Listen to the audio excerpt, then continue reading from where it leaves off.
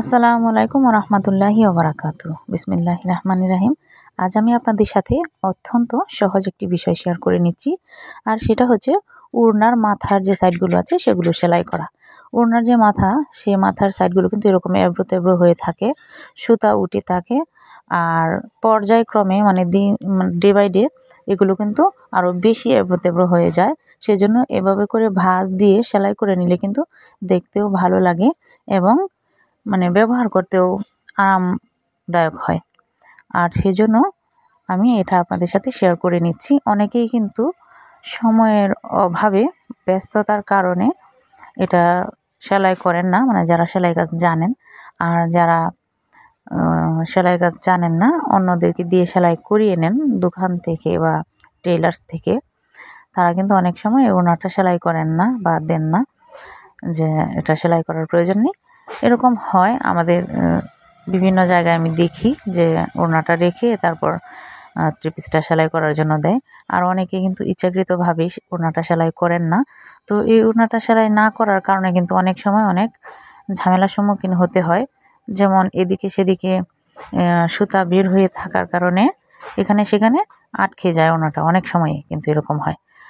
আর বিশেষ করে যত দিন যায় ততই কিন্তু এই সুতাগুলো আরও বেশি বের হতে থাকে, অনেক লম্বা লম্বা করে বের হয়।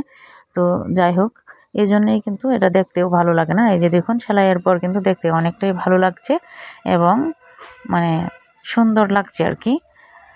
আর এদিকটা, এই যে দেখেন, এদিকটা কিন্তু দেখতে ভালো লাগে না, সুন্দর লাগে না। আর সেজন্য এভাবে করে সাইডগুলো সেলাই করে নিলে অনেক ভালো হয় আর দেখতেও সুন্দর লাগে।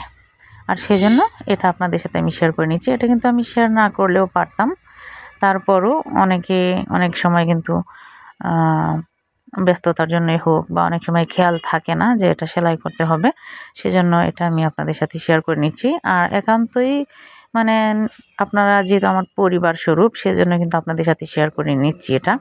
তো এভাবে করে অপর সাইডটাও কিন্তু আমি সেলাই করে নেব। এই যে এই সাইডটা সম্পূর্ণ সেলাই করে নিচ্ছি শুরুতে, এবং লাস্ট পর্যায়ে ব্যাক স্টিচ দিয়ে নিচ্ছি যাতে করে সেলাইটা খুলে যাওয়ার সম্ভাবনা না থাকে। এই তো দেখুন দুটো সাইডের পার্থক্য। এটা কিন্তু বেশি ভালো লাগছে না, যেহেতু এটা সাইড সেলাই করা না। আর অপর সাইডটা সেলাই করা, সেটা কিন্তু দেখতে ভালো লাগছে এবং ফিনিশিংও হলো, দেখতেও ভালো লাগলো।